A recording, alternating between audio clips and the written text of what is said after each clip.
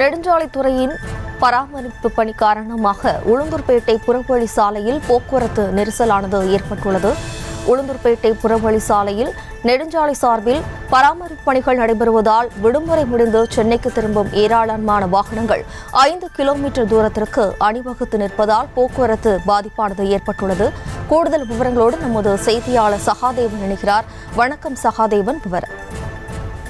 வணக்கம் ஜெயஸ்ரீ. கள்ளக்குறிச்சி மாவட்ட உளுந்தூர்பேட்டை புறவழி சாலையில் திருச்சி சென்னை தேசிய நெடுஞ்சாலையில் நெடுஞ்சாலை பராமரிப்பு துறை சார்பில் சாலை அமைக்கும் பணி இன்று தொடங்கியதால் வார விடுமுறை முடிந்து திருச்சி உள்ளிட்ட தென் மாவட்டங்களில் இருந்து சென்னை நோக்கி செல்லும் நூற்றுக்கணக்கான வாகனங்கள் உளுந்தூர்பேட்டை புறவழி சாலையில் சுமார் 5 கிலோமீட்டர் தூரத்திற்கு அணிவகுத்து நிற்கும் நிலையே நீடித்து வருகிறது. வாரம் விடுமுறை முடிந்து வாரந்தோறும் நூற்றுக்கணக்கான வாகனங்கள் தென் மாவட்டங்களில் இருந்து சென்னைக்கு அணிவகுப்பது வழக்கமாக இருந்து வருகிறது.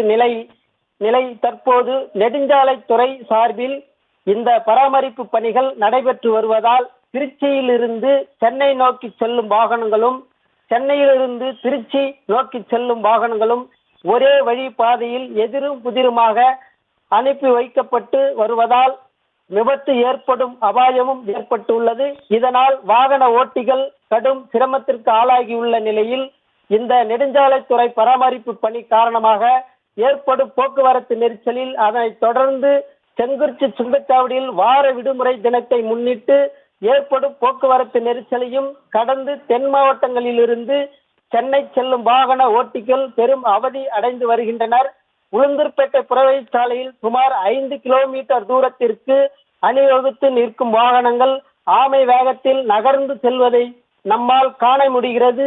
ஜெயஸ்ரீ, விவரங்களுக்கு நன்றி சகாதேவன்.